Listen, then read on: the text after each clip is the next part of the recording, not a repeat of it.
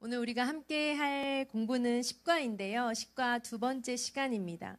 오늘 제목은 지난 시간에 이어서 그렇다고 너 바벨론 으스대지 마라. 너도 결국은 망한다. 라는 제목으로 십과를 마무리하도록 하겠습니다. 오늘 우리가 공부할 성경 목록은요. 우리가 십과에서 다루고 있는 세 권의 책이 있는데 예레미야, 다니엘, 에스겔. 그런데 우리가 지난 시간에 먼저 예레미야를 공부했습니다. 오늘은 다니엘과 에스겔을 공부할 텐데요. 오늘의 포인트는 보시면 두 번째입니다. 다니엘, 에스겔 이해하기입니다. 시대는 여호야김부터 시드기야 그 이후까지의 유다 멸망 역사입니다. 자, 우리는 유다 멸망 역사 중에서 바벨론에 잡혀가며 시작된 포로 시대를 공부하고 있습니다. 자, 포로 시대 때의 역사를 기록해 놓은 녹색의 역사서 성경 목록은 없다고 했습니다. 그래서 우리는 지금 어떻게 공부하고 있죠? 십과에서 예레미야 속에 숨겨 있는 실제 역사 정보를 찾아서 왕정 시대 이후에 붙이고 또 다니엘과 에스겔 속에 있는 역사 정보를 찾아서 예레미야의 후기 사역에 이어 붙였습니다. 그랬더니 성경 목록에 녹색으로 된 성경 목록에는 없지만 우리가 이 예언서지만 이 책들 속에 담겨있는 실제 역사를 모아놨더니 포로 시대 때 어떤 일이 있었는지 그 역사를 알 수 있더라라는 것입니다. 자, 예레미야나 다니엘이나 에스겔이나 이 세 권의 책은 성경 속에서 위치는 다르지만 우리가 지금 공부하고 있는 과정을 보면 시간 흐름상 동시대에 일어나고 있는 일인 거죠. 예레미야나 다니엘이나 에스겔이나. 다만 예레미야는 어디에서 외치고 있는 거예요? 무대 A 예루살렘에서 이야기하고 있는 거고 다니엘과 에스겔은 무대 B인 바벨론에서 활동하고 있는 것입니다. 자, 지난 시간 예레미야가 본토 예루살렘에서 외치던 내용이 뭐였어요?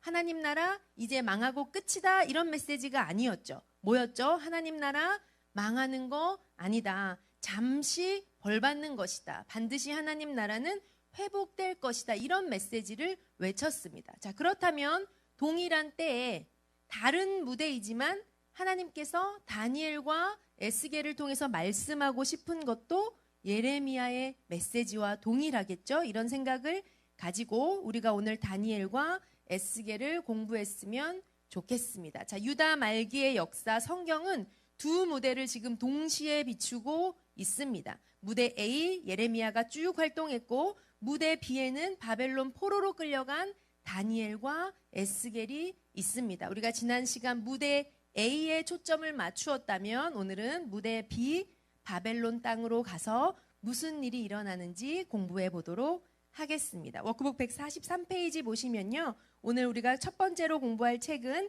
다니엘서입니다. 반가로 1번 보시면 다니엘, 그는 누구인가? 우리가 다니엘서를 보기 위해서 다니엘이 어떤 사람인가라는 것을 알면 훨씬 좋겠죠. 자, 다니엘은 언제 바벨론 땅으로 포로로 끌려갔습니까? 유다의 누구 왕 때? 여호야김 왕 때 끌려갔었죠. 자, 바벨론의 1차 예루살렘 침공으로 바벨론이 1차 포로로 다니엘을 끌고 갔습니다. 자, 그때는 세계 역사로 보면 즉 고래 싸움으로 보면 누구와 누구? 이집트와 바벨론의 2차 갈그미스 전투가 있었죠. 이 전쟁에서 바벨론이 승리하는 바람에 내려오다가 유다를 침공하게 됐잖아요. BC 605년쯤 있었던 일입니다. 이 BC 605년경에 다니엘이 바벨론으로 끌려간 거예요. 이때 다니엘의 나이는 10대 중후반 정도로 추정합니다.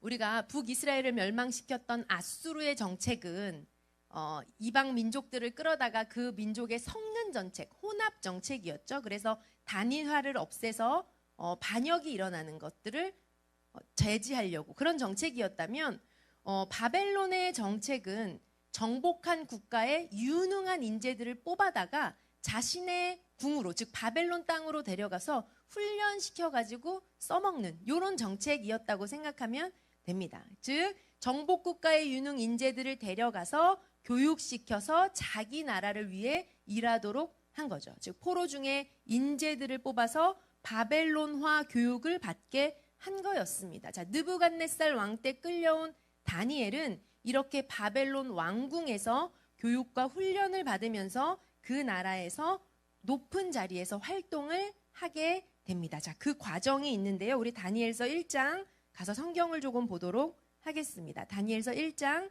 1절입니다. 다니엘서 1장 1절 보시면요. 우리 같이 한번 보도록 하겠습니다. 유다 왕 여호야김이 다스린 지 3년 되는 해에 바벨론 왕 느부갓네살이 예루살렘을 침공해서 1장 2절입니다. 유다 왕 여호야김과 하나님의 성전의 그릇 어떠한 것들을 하나님께서 느부갓네살의 손에 넘기셨다라고 기록하고 있습니다. 자, 이때 바벨론으로 다니엘이 끌려가게 된 거죠. 자, 무슨 내용이 이어집니까? 3절 보시면요.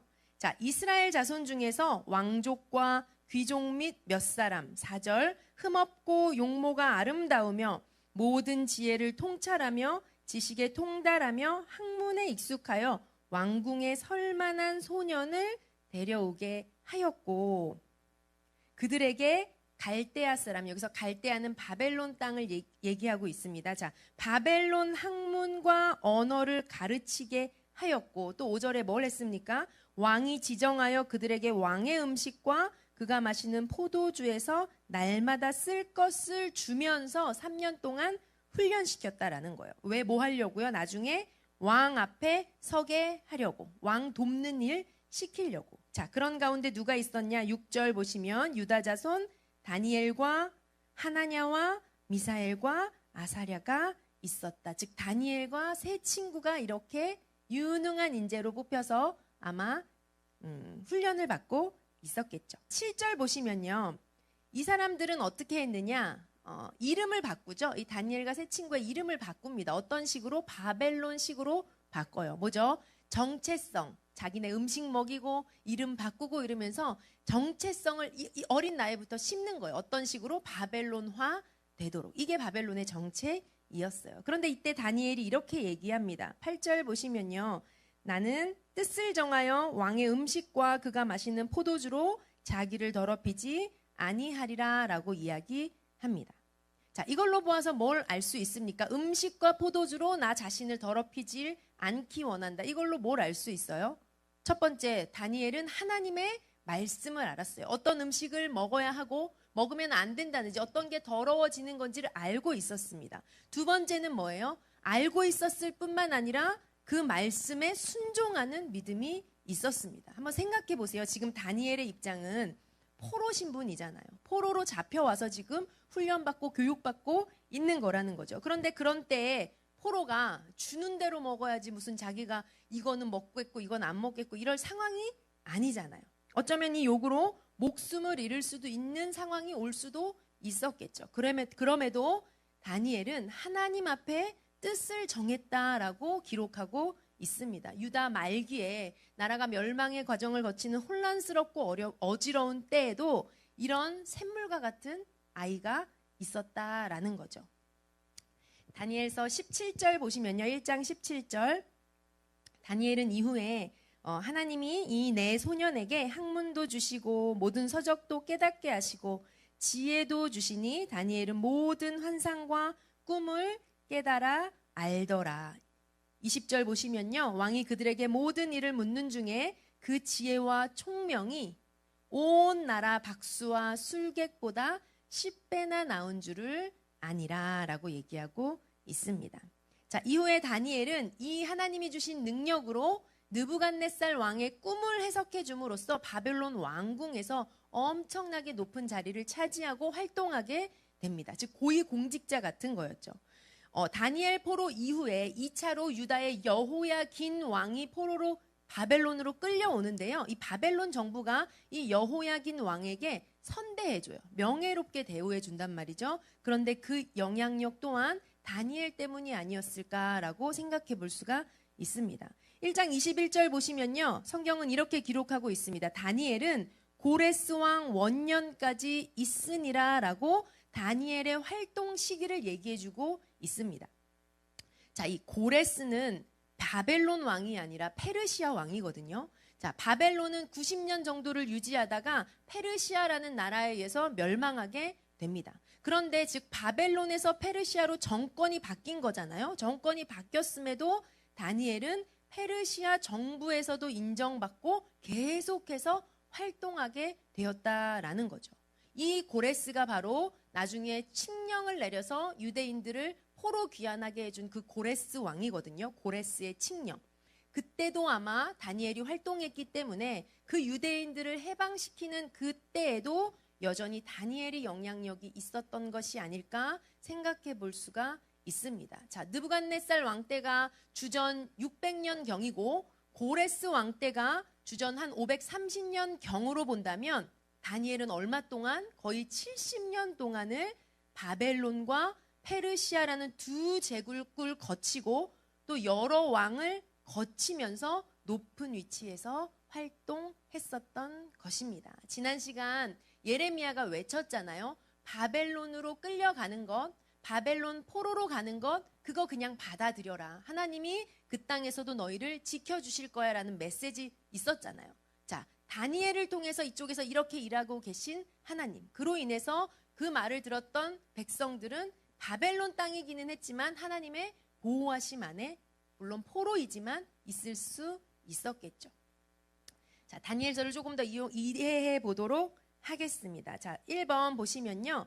다니엘서는 어떤 책인가 보면 묵시적 예언이다라고 나와 있습니다. 워크북 보시면요. 자, 다니엘서를 읽어보신 분들은 알겠지만요. 읽기가 어렵게 느껴지는 부분들이 좀 있어요. 사실 다니엘뿐만 아니라 오늘 공부할 에스겔도 마찬가지입니다. 마치 어떤 느낌이 좀 드냐면 신약의 요한계시록 같은 느낌이 조금씩 듭니다. 왜 그러냐면요. 뭐를 봤다. 무슨 큰 짐승을 봤는데 막 사자같이 생겼고 막 이런 설명들이 막 있습니다. 그런데 막 사자는 아니요, 막 날개도 있고 무슨 말을 하는지 무엇을 얘기하는지 정확히 이해되지 않는 부분들이 있습니다. 그래서 우리가 읽을 때 어렵게 느껴지고 모호하게 느껴지는 부분이 있어요. 이런 다니엘, 에스겔, 요한계시록 같은 책을 묵시문학이라고 합니다. 묵시가 무엇이냐? 계시, 즉 감추어진 것을 드러내는 것을 뜻합니다. 다시 말하면 하나님의 계획과 하나님의 신비로운 일들을 드러내는 문학으로 어떤 상징적인 용어나 어떤 초현실적인 이미지나 어떤 환상을 많이 사용한 문학적 장르예요. 그렇기 때문에 신비하고 이해하기 어려운 게 어쩌면 당연한 것 같습니다. 그래서 우리가 다니엘은 이해할 수가 없어. 에스겔 도통 무슨 말인지 모르겠어. 이게 아니라 묵시 문학이기 때문에 이런 표현들이 많구나. 특별히 이 땅에서 세계를 얘기하는 것이 아니라 어떤 세계를 얘기하고 있어요? 천상의 세계 것을 얘기하고 있거든요. 그렇기 때문에 어려운 게 당연하구나. 이렇게 조금 생각하시면 훨씬 나을 것 같습니다. 자, 이 땅에 없는 거예요. 왜냐하면 예를 들면 사자면 사자라고 하면 되는데 사자는 분명히 아니니까 사자 같은 것 뭐 이런 식으로 표현하거든요. 뭔가를 보여주셨는데 그 본 것을 글로서만 표현하려고 하다 보니까 제한이 있겠죠. 한계가 있겠죠. 그러다 보니까 어려운 부분이 조금 있습니다. 그런데 분명한 것은 무엇이냐? 이 묵시를 통해서 하나님이 말씀하고 싶은 것은 무엇인가? 요거를 생각하시면 됩니다. 즉 하나님은 이런 방법을 통해서 뭘 이야기하고 싶으신 걸까라는 생각을 해보면 자, 세상의 시작과 끝을 주관하시는 분은 오직 하나님 한 분뿐이시며 하나님은 왕이신데 그 하나님이 반드시 승리할 것이다 라는 메시지를 하고 주고 있습니다. 지금 다니엘, 에스겔, 또 요한계시록이 쓰여진 시대를 생각하면요. 현실적으로 절망이 가득한 상황인 거거든요. 왜냐하면 다니엘, 에스겔은 어떤 상황이에요? 나라가 망해가지고 막 포로로 끌려가는 비참한 상황. 요한계시록도 마찬가지잖아요. 로마의 핍박이 극에 달은 그때 현실적으로는 절망스러운 상황이지만 하나님이 이때에 뭘 보여주시는 거예요? 묵시를 통해서 환상과 여러 가지를 통해서 보여주시는 거예요. 세계의 열방의 역사를 보여주시면서 하나님의 주권을 선포하고 계십니다. 왕 중에 왕으로 오실 하나님, 처음과 마지막, 알파와 오메가, 영원하신 나라, 영원하신 왕, 뭐 이런 것들을 보여주고 계신 거죠. 자, 그래서 묵시문학을 어렵게 생각하지 마시고 다니엘은 그래서 이런 표현들이 중간에 들어있구나라고 생각하시면 좋을 것 같습니다. 다니엘서에서 중요한 핵심 사건이라고 할 수 있는 느부갓네살의 신상 사건에 대해서 우리가 조금 살펴보기 원하는데요. 다니엘서 2장 1절 조금 봤으면 좋겠습니다. 다니엘서 2장 1절입니다. 보시면요. 자, 느부갓네살이 다스린 지 2년쯤 되는 해였어요. 그러면 유다 쪽으로 생각해 보면 바벨론에서 느부갓네살이 다스린 지 2년쯤 됐으니까 이 말은 곧 유다에서는 누가? 여호야김이 다스린 지 한 4, 5년쯤 됐겠구나 이렇게 생각할 수 있겠죠. 이때 무슨 일이 있었냐면 2장 1절 보시면 느부갓네살이 꿈을 꾸고 그로 말미암아 마음이 번민하여 잠을 이루지 못한지라. 어느 날 꿈을 꾸었는데 그 꿈이 얼마나 마음에 쓰였던지 잠을 잘 수가 없었어요. 그런데 문제는 무엇이냐? 그 꿈이 잘 기억도 안 나는 거예요. 기억은 안 나는데 일상생활을 못하게 할 정도로 계속해서 생각이 났던 거겠죠. 그래서 이 느부갓네살 왕이 온 나라의 술사, 용하다는 사람들은 다 불러가지고 꿈 좀 해석하라고 이야기합니다. 2절 보시면요. 왕이 그의 꿈을 자기에게 알려주도록 박수와 술객과 점쟁이와 갈대아 술사를 부르라 말하매. 여기서 말하는 박수, 술객, 점쟁이, 술사 이런 표현이 좀 익숙하지 않을 수 있지만 신을 접속해서 뭔가를 이렇게 말하는 사람들을 이렇게 표현했습니다. 자, 그런데 아무도 해석해 줄 수가 없는 거예요. 아무리 용한 자들도 이걸 해석해 줄 수가 없는 거예요. 그때 하나님께서 다니엘을 통해서 해석하게 해 주십니다. 자, 느부갓네살이 꾼 꿈의 내용이 무엇이었냐? 우리가 2장 31절 보도록 하겠습니다. 다니엘이 이야기합니다. 31절 보시면 왕이 한 큰 신상을 보셨습니다. 꿈속에서. 그런데 그 신상이 왕의 앞에 섰는데 크고 광채가 매우 찬란하며 그 모양이 심히 두려우니. 왜 그랬을까요? 32절에 보시면 그 우상의 머리는 뭐로 되어 있대요? 우상의 머리는 순금이요. 가슴과 두 팔은 은이요. 그리고 배와 넓적다리는 노시요. 33절 종아리는 쇠요. 그 발은 얼마는 쇠요 얼마는 진흙이었다. 이렇게 생긴 신상을 본 거예요. 꿈속에서. 그리고 34절 그런데 갑자기 손대지 아니한 어떤 돌이 탁 날라오더니 신상의 발을 탁 치니까 어떻게 된 거예요? 35절 그때에 쇠, 진흙, 놋, 은, 금이 다 우르르 부서지면서 마치 타작마당의 겨처럼 바람에 흩날려서 흔적도 없이 사라지는 거예요. 그런데 이 발등을 친 작은 돌은 어떻게 돼요? 우상을 친 돌은 태산을 이루어 온 세계에 가득하였다라고 이야기합니다. 왕이 꾼 꿈이 이런 꿈이었던 거였어요. 자, 이런 꿈을 꾸고 이런 꿈을 꾸셨죠? 라고 얘기한 다음에 다니엘이 이 꿈이 무엇인지를 해석해 줍니다. 36절입니다. 그 꿈은 내가 이제 그 해석을 왕 앞에 아뢰게 했습니다. 37절 왕이여 왕은 여러 왕들 중에 왕이시라 하늘의 하나님이 나라와 권세와 능력과 영광을 왕에게 주셨습니다. 그래서 38절 후반부에 보시면 왕이 곧 그 신상의 금, 즉 머리 부분입니다 라고 이야기하고 있어요. 39절 보시면요. 그런데 그 왕을 뒤이어서 왕보다 못한 다른 나라가 일어날 것이고 또 39절 셋째로 또 놋과 같은 나라가 일어나서 세계를 다스릴 것이며 40절 보시면요. 넷째 나라는 강하기가 새와 같은 나라가 일어날 것이니 모든 것을 부서뜨릴 것이다 라고 해석해 줍니다. 그리고 45절에 뭐라고 얘기해요? 손대지 아니한 돌이 산에서 나와서 새와 놋과 진흙과 은과 금을 부서뜨린 것을 왕께서 보셨죠? 그것은 하나님이 장래의 일을 왕에게 알게 하신 것입니다 라고 그 꿈을 해석해 주는 거예요. 자, 느부갓네살이 꿈에서 본 이 신상이 무엇을 의미한대요?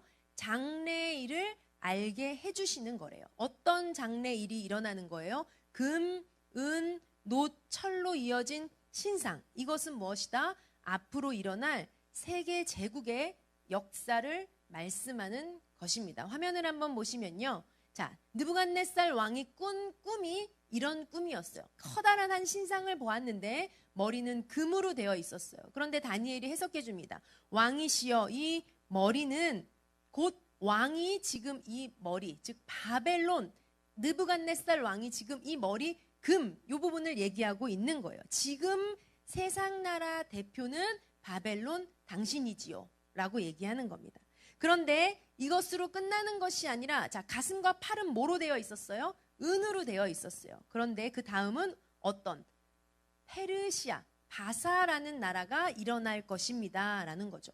또 그 다음 노수로 된 나라, 이 나라는 뭐예요? 페르시아를 무너뜨리고 정복하는 그리스. 우리 알렉산더 대왕 들어보셨죠? 그리스를 이야기합니다. 이 이유는 뭐예요? 그리스, 헬라 같은 말이고요. 그 다음에 이 종아리 부분, 철, 이 헬라 제국 이후에 나타날 로마 제국을 이야기합니다. 자, 이 꿈을 누가 꾼 거예요? 세상 나라의 대표로 앉아있는 바벨론의 느부갓네살 왕이 꾼 거예요. 그런데 이 꿈을 누가 해석하게 하신 거예요? 다니엘이 해석하게 하신 거예요. 누가 가르쳐 주신 거예요? 하나님께서 가르쳐 주셨어요. 자, 하나님이 이렇게 말씀하셨는데 이 말씀하신 그대로 실제 역사가 일어나더라. 세계사가 바벨론, 페르시아, 그리스, 로마 제국으로 이어지더라라는 거죠. 자, 우리가 한번 또 보도록 하겠습니다. 이거 성경 역사 시대 대조표인데요. 우리 몇 번 보셨는데, 자, 맨 오른쪽에 있는 게 히브리인, 즉 이스라엘이고, 그 다음에 애굽, 이집트, 그 다음 메소포타미아가 분홍색이었는데요. 자, 다 자기네 나라대로 쭉쭉쭉쭉 오다가 시간이 좀 지나니까 이 분홍색을 좀 보시면 한 줄로 내려오다가 시켰습니다. 그런데 이 바벨론이 멸망시켰는데 이 바벨론이 영원한가? 그것이 아니라 이 바벨론 다음에는 누가? 페르시아 제국이 정복하더라라는 거죠. 이 페르시아가 맨 왼쪽에 있는 바사 제국이거든요. 이 바사 제국이 근데 영원한가? 바사 제국도 어느 순간 끝나고 누가? 바로 그 옆에 있는 알렉산더 제국, 그리스가 정복하더라라는 거예요. 그럼 이 그리스는 영원한가? 그렇지 않고 흐르다가 누구에게? 이 보라색인 뚱뚱뚱 해주는 로마에게. 한번 보세요. 중간쯤 오니까 이집트도 이쪽으로 들어가고 분홍색도 다 꺾여 들어가고, 이게 뭐예요? 다 로마에 정복당했다라는 거거든요. 로마 시대로 쭉쭉 이어지더라라는 거예요. 이게 실제 세계 역사입니다. 그런데 이 역사가 어떻게 흘러갈 것을 느부갓네살을 꿈을 통해서 하나님이 지금 보여주시는 거죠. 그런데 이 꿈의 클라이맥스가 뭐예요? 이 신상 꿈의 클라이맥스가 뭐예요? 금, 은, 노, 철 이렇게 흘러오다가 손대지 아니한 돌이 나와서 신상의 발을 툭 치니까 이 거대한 신상이 어떻게 돼요? 우르르 무너지고 흩날리는 겨처럼 바람에 흔적도 없이 날아가 버리더라. 그런데 그 작은 돌, 우상을 친 돌은 어떻게 되더라? 태산을 이루더니 온 세계에 가득하더라. 자, 다니엘서 2장 44절에 보면 뭐라고 얘기합니까? 이 여러 왕들의 시대에 하늘에 하나님이 한 나라를 세우시리니 이것은 영원히 망하지도 아니할 것이요 그 국권이 다른 백성에게 돌아가지도 아니할 것이요 도리어 이 모든 나라를 쳐서 멸망시키고 영원히 설 것이다 라는 한 나라를 이야기하고 계십니다. 자, 하나님께서는 지금 이 신상 사건을 통해서 무엇을 말씀하고 계신 거예요?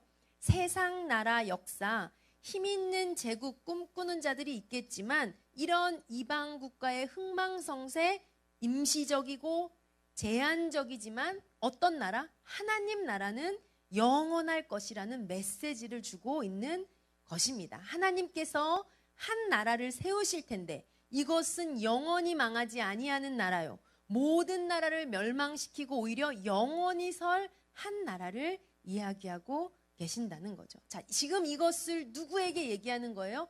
당대 세상 나라의 최고 왕인 것처럼 앉아있는 느부갓네살에게 말씀하고 계신 거예요. 유다의 말기에 많은 예언서들이 등장하는데 그 예언서들에 보면 다 무슨 얘기가 나오죠? 열방에 대한 예언들이 있어요. 이집트 너도 망할 것이야. 이집트 의지하는 너네 새우 같은 조그만 나라들 너희들도 다 망할 것이야. 아수르도 망할 것이야. 바벨론 너도 망할 것이야. 다 예언들이 있었어요. 그런데 다니엘서는요, 이런 모든 예언서의 그런 예언을 단번에 묶어버리면서 더 나아가서 앞으로 일어날 세계 제국의 역사를 하나로 탁 정리해버리는 것이에요. 자, 지금 다니엘서를 읽고 있는 이때가 언제예요? 멸망의 과정을 겪고 있는 때거든요. 하나님 나라가 이렇게 시작한 나라가 아닌데 하나님 나라가 망하고 끝인가라는 질문이 우리에게 들 수 있는 이때에 다니엘을 통해서 하나님이 얘기해 주시는 게 뭐예요? 하나님 나라 망하는 걸로 끝 아니다. 하나님 나라는 영원하다. 나는 세계 열방의 역사의 흐름을 다 알고 있지 않느냐라는 거예요. 그러면 이 하나님이 왕 중에 왕 아니시냐라고 말씀하고 있는 것입니다. 다니엘을 통해서 이런 메시지를 들은 포로로 끌려온 백성들은 어땠겠어요? 아, 우리나라 이렇게 하고 끝나는 줄 알았는데 아니구나. 소망이 생기겠죠. 자, 다니엘 느부갓네살 왕의 꿈 해석한 이 다니엘의 신상 사건, 이 사건으로 다니엘은 인정을 받게 되고 왕궁에서 높은 자리에서 계속해서 활동하게 됩니다. 워크북 143페이지 보시면 다니엘서를 이해하기 위해서 또 하나 우리가 조금 짚었으면 하는 부분은 인자라는 개념입니다. 다니엘서를 읽다 보면요, 특별한 표현이 등장하는데 바로 인자라는 표현이에요. 인자라는 말이 무슨 말이죠? 인자. 어질 인자가 아니거든요. 이 인자는 사람 인자예요. 인자. 그러면 무슨 말이죠? 말 그대로 사람의 아들. 사람의 아들이라는 말이에요. 그런데 우리가 사람한테는 그냥 사람이라 그러지 사람의 아들이라는 말을 안 쓰거든요. 사람은 그냥 사람인 거지 무슨 사람의 아들이라는 말을 쓰지 않잖아요. 그런데 왜 다니엘은 이런 인자라는 특별한 표현을 썼을까요? 왜 그랬을까요? 다니엘이 인자 같은 일을 보았는데 라고 표현해요. 즉 환상 중에 누군가를 보았는데 인자, 즉 사람인 것 같기는 한데 사람은 또 아닌 것 같아요. 그렇다고 하나님인 것 같은데 그런데 영락없는 또 사람의 모습이에요. 자, 사람 같은데 사람이라고 할 수는 없는 존재. 그래서 고민하다가 붙인 이름이 인자가 아닐까 생각합니다. 다니엘이나 에스겔이나 두 책 모두 인자라는 단어가 등장해요. 그런데 이 두 책에서 인자를 통해 보여주는 모습은 두 가지로 나타나요. 첫 번째로는 연약하고 힘없는 인간의 모습에 인자가 있어요. 또 하나는 어떤 모습이냐?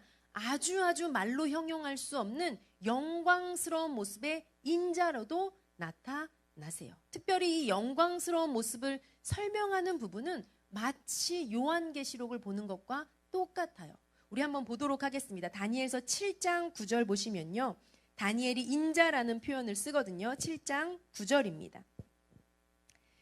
내가 보니 왕좌가 놓이고 옛적부터 항상 계신 이가 좌정하셨는데 그의 옷은 희기가 눈 같고 그의 머리털은 깨끗한 양의 털 같고 그의 보좌는 불꽃이요 라고 설명하고 있습니다. 또 13절 보면요. 내가 또 밤 환상 중에 보니 인자 같은 이가 하늘 구름을 타고 와서 옛적부터 항상 계신 이에게 나아가 그 앞으로 인도됨에 자기가 본 것을 지금 기술하고 있는 거예요. 우리 요한계시록도 조금 보도록 하겠습니다. 요한계시록 1장 13절입니다. 다니엘이 표현하고 있는 이 인자. 자, 요한계시록 1장 13절. 사도 요한이 이 요한계시록에서 무언가를 보고 똑같이 기술했어요. 자, 촛대 사이에 인자 같은 이가 발에 끌리는 옷을 입고 가슴에는 금띠를 두고 그의 머리와 털의 희기가 마치 흰 양털 같고 눈 같으며 그의 눈은 불꽃 같고 17절 보도록 하겠습니다. 내가 볼 때 그의 발 앞에 엎드러져 죽은 자 같이 되매 그가 오른손을 내게 얹고 이르시되 두려워하지 말라 나는 처음이요 마지막이니 라고 하셨대요. 얼마나 그분의 존재가 영광스러운지 사도 요한이 그 앞에 꼬꾸러져서 죽은 것 같이 됐다라는 거예요. 그분의 영광 앞에, 임재 앞에. 자, 다니엘이 본 인자 같은 이, 그리고 요한계시록에서 지금 사도 요한이 본 인자 같은 이 인자는 지금 누구를 말씀하고 있습니까? 자, 남유다가 멸망하는 상황, 나라가 없어지는 것 같지만 이 신상 꿈을 통해서 하나님 말씀하셨죠. 하나님 나라 망하지 않는다, 영원하다 하셨어요. 그런데 그 영원한 나라에, 영원하신 하나님 나라에 등장하실 왕이 있는데 바로 그 왕이 인자라는 거예요. 사람 같으나 사람이라고 할 수 없는, 하나님 같은데 사람의 모습이신, 누구를 이야기하는 거죠? Son of Man, 예수 그리스도를 얘기하고 있는 거죠. 자, 인자, 예수님의 신성과 인성을 다 표현한 개념입니다. 그리고 예수님께서는 신약에서 오셔서 당신 자신을 지칭하실 때 이 인자라는 표현을 그대로 사용하셨습니다. 많이 등장하죠. 인자가 온 것은 섬김을 받으려 하는 것이 아니요, 인자가, 이런 표현을 많이 쓰셨습니다. 영원한 하나님 나라를 다스리실 영원하신 왕, 인자 예수 그리스도이십니다. 자, 다니엘서는요 12장까지 기록된 책인데요, 1장부터 6장까지 절반은 역사 기록이라고 생각하시면 되시고 7장부터 마지막 12장은 묵시라고 생각하시면 됩니다. 우리가 묵시 문학이 무엇인지 말씀드렸죠. 7장부터 12장은 묵시, 즉 환상을 본 걸 기록한 거구나 라고 생각하시면 돼요. 특별히 7장부터 12장까지는요 언제 이 환상을 보았는지 정확한 때를 기록해 놓고 있어요. 7장 1절 한번 보시면요, 다니엘서 7장 1절, 바벨론의 벨사살 왕 원년. 이 벨사살은 바벨론의 맨 마지막 왕이에요. 즉 이때의 환상을 본 거죠. 8장 1절 보시면요, 벨사살 왕 제3년에 여전히 바벨론의 벨사살 왕 때 본 환상을 기록하고 있습니다. 그런데 9장 1절로 오면요, 메대 족속의 아하수에로의 아들 다리오가 왕이 된 때에, 즉 정권이 바뀌었어요. 페르시아 왕권으로 바뀌었을 때 원년에 꾼 꿈입니다. 그리고 10장 1절로 가면 바사왕 고레스 3년에 라는 표현이 나오죠. 그리고 11장 1절 가면 다시 메대 사람 다리오 원년에 라고 자기가 이 환상을 언제 봤는지를 정확한 연대를 기록하고 있습니다. 자, 바벨론의 마지막 왕이니까 벨사살, 그 다음에 메대 다리오, 그 다음에 고레스, 요 순서로 생각하시고, 왕들의 순서거든요. 요 순서로 생각하고 읽으시면 어렵지 않으실 것 같습니다. 특별히 다니엘서 9장에 보시면요, 다리오가 왕이 된, 즉 정권이 바뀐 그때, 자, 바벨론에서 페르시아로 정권이 바뀌었어요. 이때 다니엘이 중요한 사실을 깨닫습니다. 그게 뭐냐면요, 바로 9장 2절 보시면요, 곧 그 통치 원년에 나 다니엘이 이 책을 통해 여호와께서 말씀으로 선지자 누구에게? 예레미야에게 하셨던 그 말씀을 깨달은 거예요. 자, 예레미야가 뭐라고 외쳤었죠? 얼마가 차면? 70년이 차면 하나님께서 우리를 돌아오게 하실 거야 라고 외쳤습니다. 하나님이 반드시 우리를 회복시키실 거야, 때가 차면이라고 했었어요. 그런데 그 메시지를 다니엘이 기억해낸 거예요. 깨달은 거예요. 그 말씀을 엄청 공부했겠죠. 왜냐하면 예레미야가 말했던 그때가 지금 이때이구나 라는 거예요. 하나님의 말씀 70년이 차면이라는 말씀, 그리고 그 일이 정말 일어나는구나 라는 것을 깨달았다면 온 몸에 다니엘이 전율이 돌았겠죠. 그래서 다니엘은 금식하며 하나님 앞에 기도합니다. 무슨 일을 위해 기도할까요? 정말 다 예레미야의 예언대로 우리가 회복되어 돌아가는 그 일을 위해서 온 모든 죄를 회개하면서 기도하는 장면이 바로 다니엘서 9장의 내용입니다. 다니엘서 1장부터 12장 묵시가 끼어 있어서 조금 어려울 수 있지만 묵시 문학이 무엇인지 설명을 드렸기 때문에 우리가 이해하시기는 조금 어려울 수 있어도 읽으실 수 있으리라는 생각이 듭니다. 우리 그럼 또 한 권의 책 에스겔서에 대해서도 공부해 보도록 하겠습니다. 워크북 144페이지 에스겔 공부하기. 에스겔서를 이해하기 위해서 우리 1번 에스겔은 누구인가 먼저 살펴보도록 하겠습니다. 자, 에스겔은 언제 포로로 끌려갔죠? 자, 다니엘은 여호야김 왕 때 1차 포로로 끌려갔어요. 에스겔은 언제 끌려갔죠? 2차 포로로 끌려갔어요. 그런데 에스겔은 혼자 끌려가지 않았죠. 이때는 정말 많은 사람들이 끌려갔어요. 누구? 여호야긴 왕과 왕궁의 많은 사람들, 또 쓸만한 사람들이 잡혀갈 때 에스겔도 포로로 함께 잡혀갔습니다. 이것이 2차 포로고 BC 597년경입니다. 그러면 다니엘이 끌려갔던 때보다 한 어느 정도 차이인 거예요? 한 8년 정도 차이가 있습니다. 즉 1차로 다니엘이 끌려가고 한 8년 정도 후에 에스겔이 끌려갔구나, 이렇게 생각하시면 좋을 것 같습니다. 그러나 동시대에 활동했기 때문에 에스겔서에 보면요, 다니엘의 이름이 여러 번 등장해요. 자, 성경 목록으로 보면 에스겔이 총 48장으로 되어 있거든요. 그러니까 다니엘보다 분량이 많기 때문에 위치는 다니엘 앞에 위치해 있습니다. 빨간 예언서 목록들은요, 분량 순서대로 정리해져 있거든요. 시대 순으로 해주면 참 좋을 텐데 분량 순으로. 그러니까 누가 제일 앞에 있겠어요? 이사야가 앞에 있겠죠. 66장이었잖아요. 그래서 그런 순서로 있는데 다니엘보다 에스겔이 분량 때문에 앞에 있지만 사실은 다니엘이 1차로 먼저 포로로 끌려갔고 그 후에 2차로 에스겔이 잡혀갔다라는 거 기억하시면 좋겠습니다. 자, 다니엘은 바벨론 왕궁에서 활동했다면 에스겔은 포로로 잡혀가서 그 포로 백성들 사이에서 리더로 활동한 선지자입니다. 자, 에스겔이 잡혀간 때가 여호야긴 왕 때잖아요.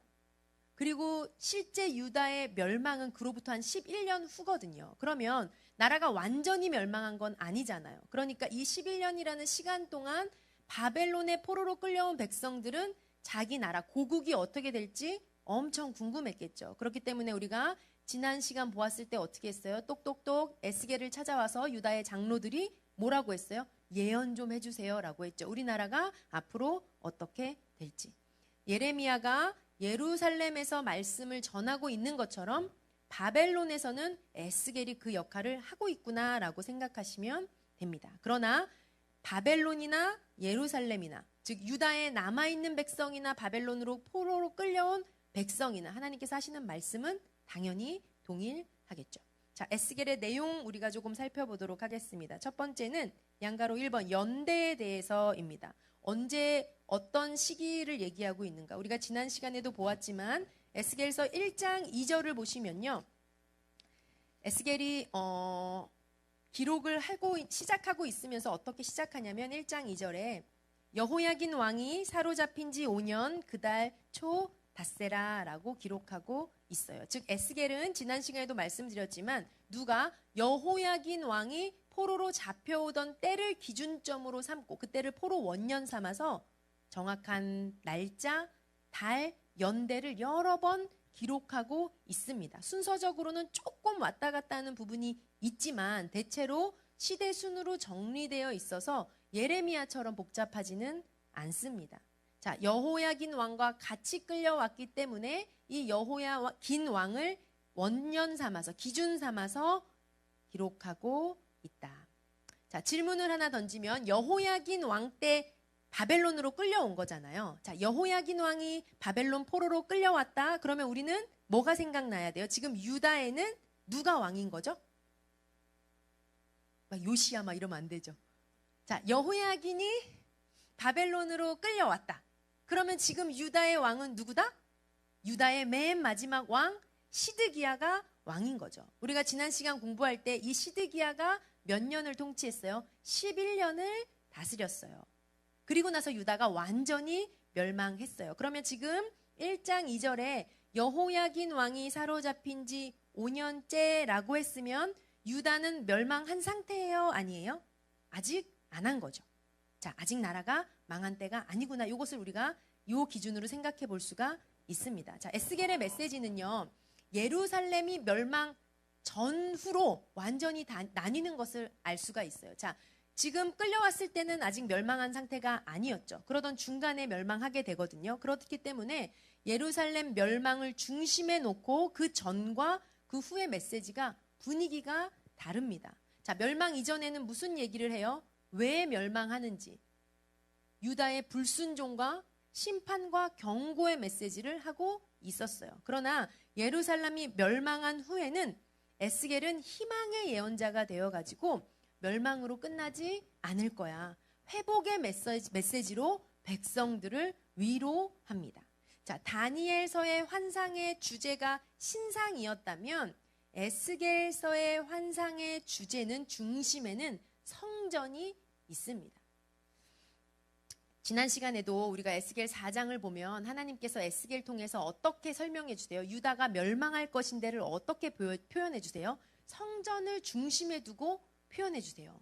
성전 모양 같은 거를 지어 그리고 그것이 무너뜨리는 것을 행동으로 보여주게 하셨습니다. 또 왜 유다가 멸망하는지 주의 영이 에스겔을 확 끌어올려가지고 어디로 데리고 가셨어요? 예루살렘으로 데리고 가셔서 그 예루살렘에서 지금 무엇이 일어나고 있는지, 어떤 일이 일어나고 있는지를 보여주시면서 멸망할 수밖에 없다는 것을 말씀하셨어요. 예루살렘 성을 우상이 가득한 곳으로 표현하시면서 이 성전을 딱 중심에 놓고 환상이라는 방법을 통해서 메시지를 계속 주고 계셨습니다. 그런데 이 성전이 무너진다라는 거예요.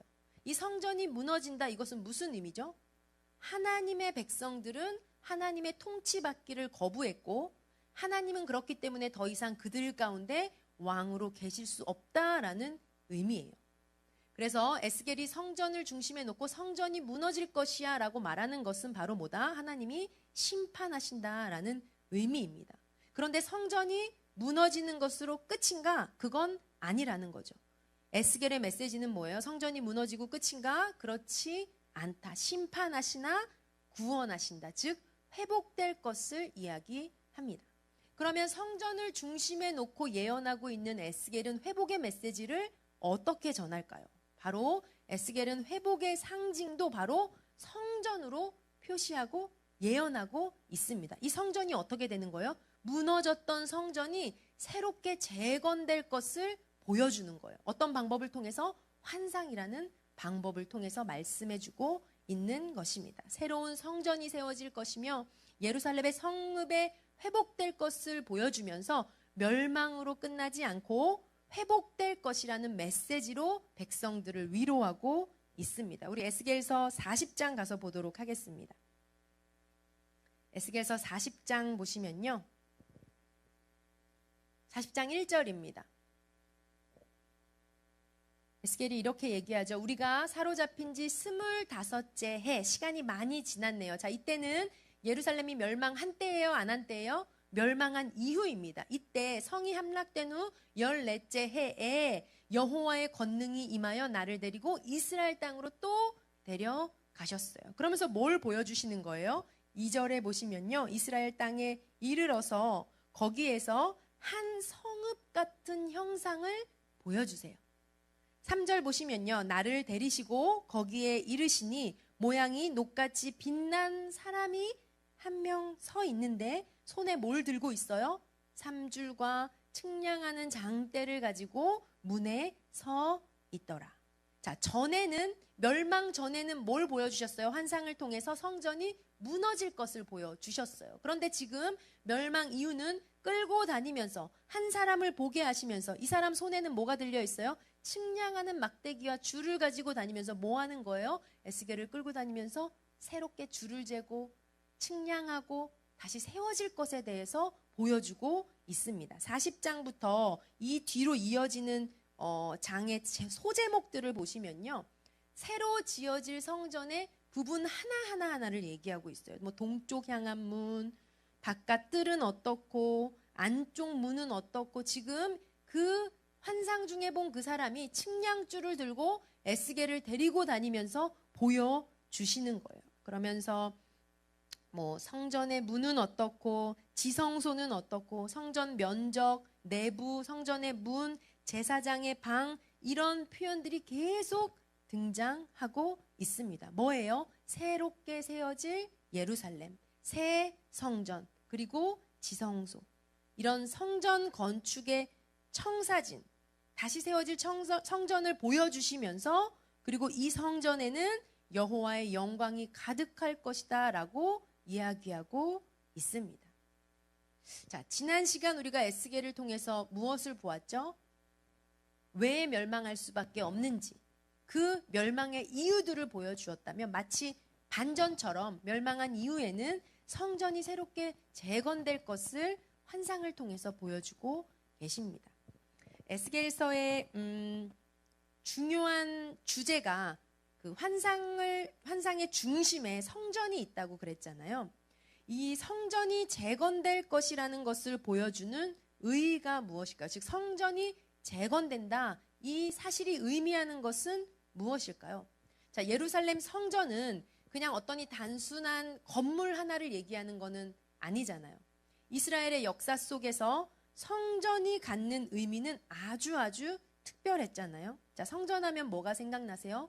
이 무너진 성전은 바로 솔로몬의 성전이죠. 그러나 거슬러 올라가면 다윗의 성전이었습니다. 다윗이 그토록 짓고 싶어 했던 성전. 그러나 더 거슬러 올라가면 누가 생각나세요? 모세가 생각나죠. 출애굽한 백성을 하나님께서 시내산에 불러놓으셔서 그들과 언약하신 다음에 법도 주신 다음에 너희는 내 백성이야 라고 말씀하시고 뭐를 지어달라고 하셨어요?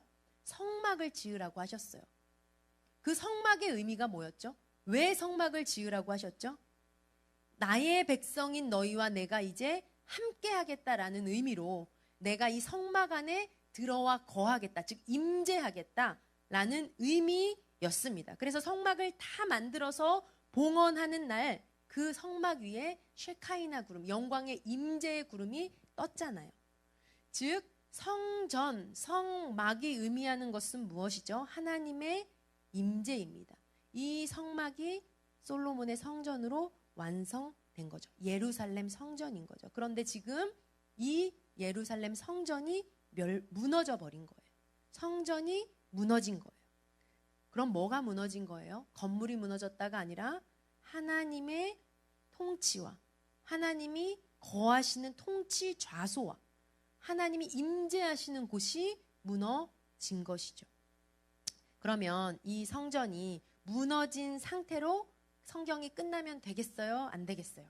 안 되죠. 그렇기 때문에 성전이 재건될 것이다 라는 것을 보여주는 것이고, 그리고 성전이 다시 회복되는 것은 뭘 의미하는 거예요?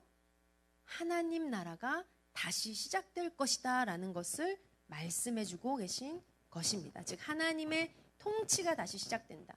하나님 나라가 다시 건설되고 하나님의 백성을 새롭게 하시고 새 영을 부어주시고 새 마음을 주시고 다시 시작한다라는 말씀인 거죠.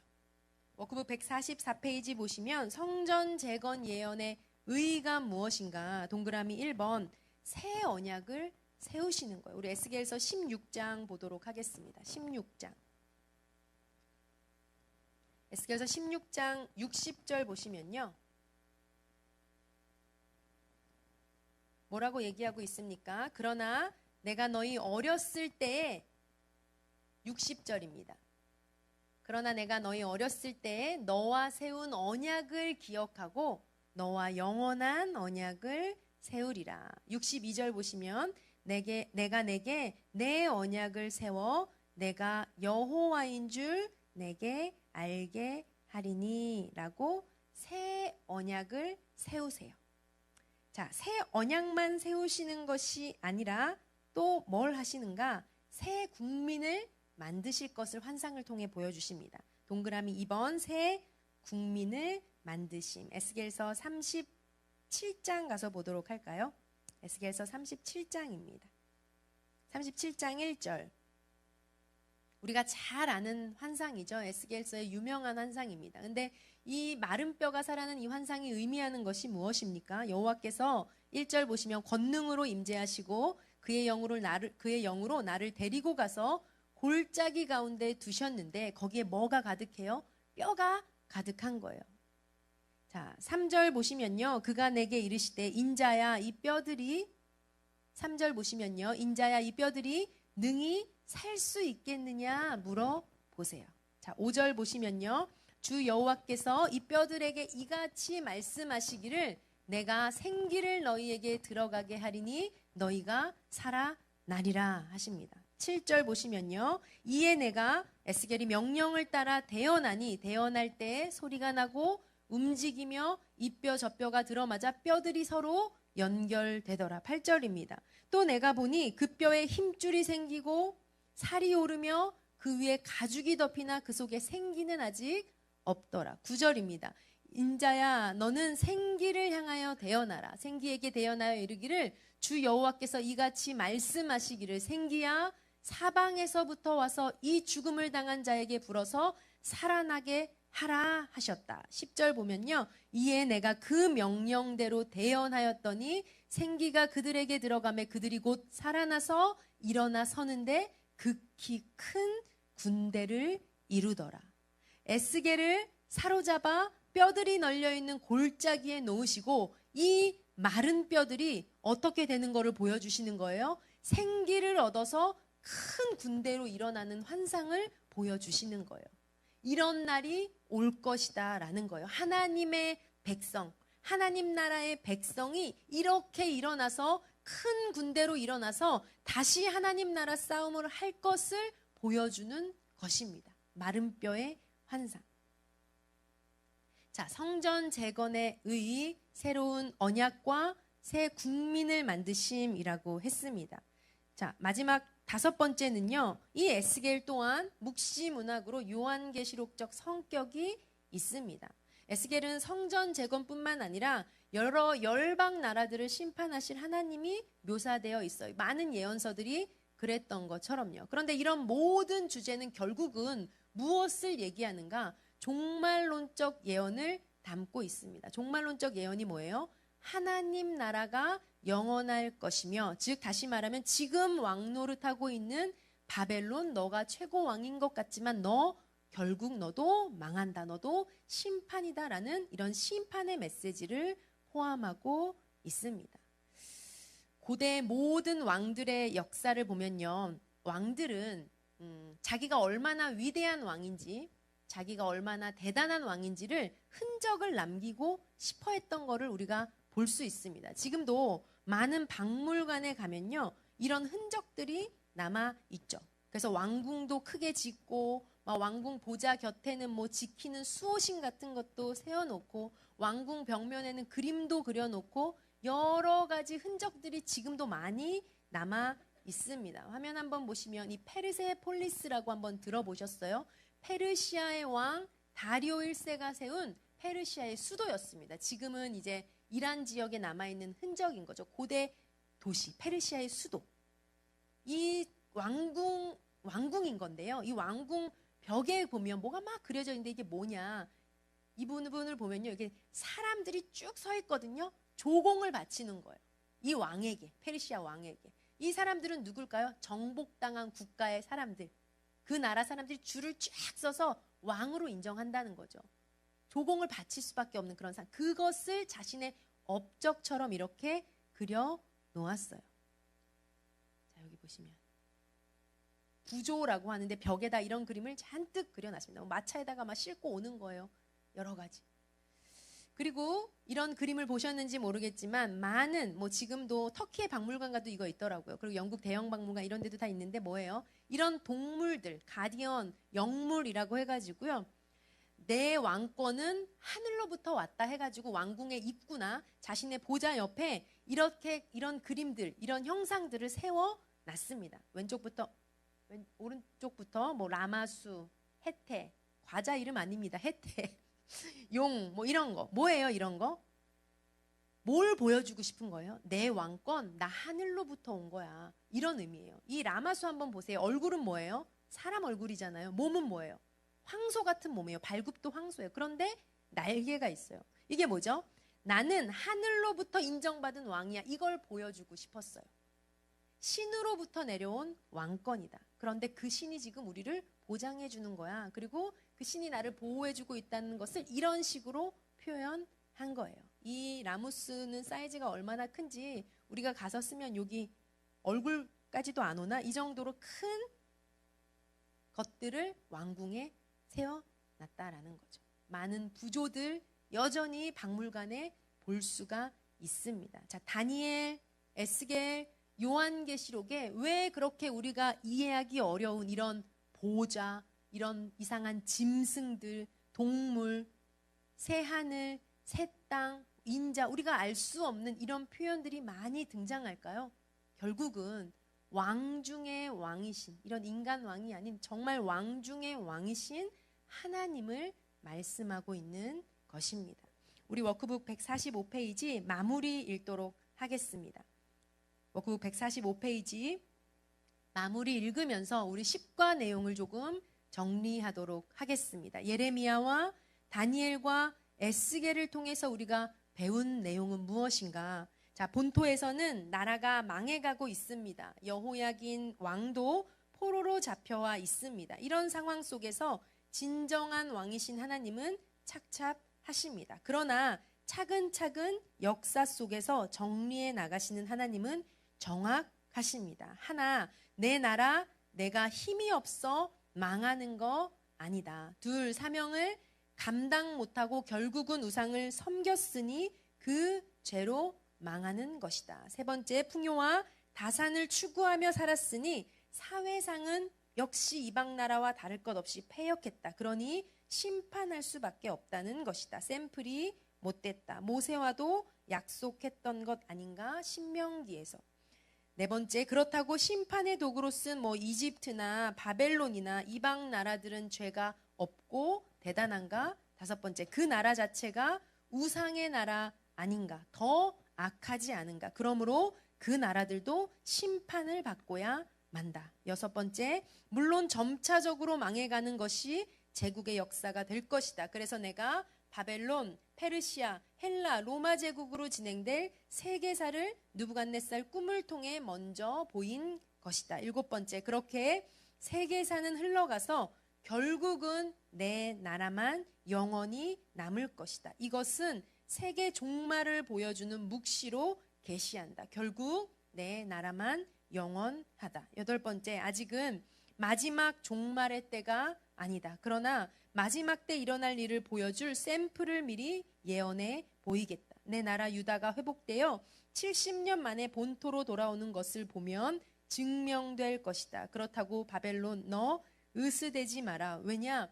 바벨론을 정복할 바사 고레스까지 내가 다 알고 있으니 말이다. 아홉 번째, 앞으로 내가 세워갈 내 나라는 제국들을 부숴버릴 것이다. 이것이 사실로 나타날 것이다. 그래서 내가 다시 새 언약을 세운다. 마치 아브라함과 언약을 세웠듯이 새로 언약을 세운다. 한 골짜기의 마른 뼈들로 새 군대를 만든 것처럼 새 국민이 만들어질 것이다. 그들 속에 새 영을 부어줄 것이고 그들은 새 사람이 될 것이다. 그리고 그들을 통치할 새 왕이 일어날 것인데 그 이름은 인자이다. 그리고 그 왕이 들어가서 통치할 궁전이, 성전이 세워질 것이다. 그래서 다니엘, 에스겔서 다음에 나오는 성경의 이야기는 성전 재건일 수밖에 없습니다. 그렇게 되겠죠? 마무리하도록 하겠습니다. 기도하고 마쳤으면 좋겠는데요. 오늘 성경의 다니엘서와 에스겔을 통해서 하나님이 하시고 싶은 이야기는 무엇인가요? 우리가 그냥 다니엘, 에스겔을 보는 것이 아니라 지금까지 공부한 시대의 역사를 보면 시대상으로는 지금 얼마나 절망스러운 때를 지나고 있습니까? 우리나라로 생각해 보면 마치 일제시대 같은 거 아닐까요? 일제의 침략을 당해서 모든 것을 빼앗기고 앞날이 어떻게 될지도 알 수 없는 그 암흑과 같은 시대를 지금 유다 백성들은 지나가고 있는 거죠. 그런데 그때 하나님께서 다니엘과 에스겔 같은 자들을 통해서 이렇게 환상으로, 꿈으로 하나님 나라는 영원할 것이다. 다시 회복될 것이다 라고 말씀하고 계신 거예요. 그 메시지를 들은 백성들은 절망 가운데서 얼마나 다시 한번 소망을 붙잡을 수 있었겠습니까? 그렇기 때문에 이 일이 어떻게 증명되느냐, 내 성전에 회복되는 것으로, 즉 왕의 통치 자소가 회복될 것이다 라는 메시지로 하나님은 증명해 보이시기 원하십니다. 나라가 망하는 순간이지만 포로로 잡혀가 있지만 왕의 성전이 회복될 것으로 성경의 이야기는 흘러간다라는 거죠. 자, 성전이 재건되려면 어떻게 돼야 되죠? 예루살렘으로 백성들이 돌아가야 되겠죠. 그렇기 때문에 다음으로 이어지는 스토리는 포로 귀환인 것입니다. 예루살렘으로 돌아와서 성전을 재건하는 거죠. 하나님께서 예언하셨고 그 예언한 일이 실제로 일어난다면 우리는 그것을 보고 뭐라고 반응해야 합니까? 하나님은 왕 중의 왕이시구나. 하나님은 말씀대로 정확하게 역사를 이루어 가시는구나. 자, 멸망의 상황 속에서 다니엘 에스겔을 통해 오늘 보여주시는 이 소망의 메시지는 그냥 이 책 속의 이야기뿐이 아니라 오늘 우리에게 주시는 소망인 줄로 믿습니다. 우리의 삶이 캄캄한 어둠, 절망을 지나고 있다면 우리가 한 주간 이 다니엘서와 에스겔서를 읽으면서 하나님이 주시는 소망을 바라보시기를 예수님의 이름으로 축복합니다. 하나님 나라의 영원함을 발견하고 그 영원함에 소망을 두며 우리 또한 승리하기를 예수님의 이름으로 축복합니다. 하나님 나라를 발견한 사람은요, 그 하나님 나라의 영원함을 발견한 사람은 이 땅에서의 일에 그렇게 크게 목매지 않을 수 있습니다. 진정한 하나님 나라를 믿고 소망한다면 이 세상에서의 고난, 이 세상에서 잠깐 받는 고통, 또 억울한 일들 넉넉히 이길 수가 있습니다. 이것이 하나님께서 믿는 우리에게 주시는 영적인 담대함인 줄로 믿습니다. 우리 다니엘서와 에스겔서를 읽으시며 하나님이 세우실 그 영원하신 나라, 그리고 그 영원하신 나라의 보호자에 앉으실 영원하신 왕 예수 그리스도를 깨닫고 마음에 품으며 우리가 하나님 나라를 더 뜨겁게 바라보시기를 예수님의 이름으로 축복합니다. 우리 이 시간 기도할 때 하나님 말씀을 통해 위대한 하나님 나라를 바라보게 하여 주시옵소서. 하나님 우리가 영원하신 하나님 나라만 바라보게 하여 주시옵소서. 이 소망을 가지고 우리 주여 한번 부르짖고 기도합시다.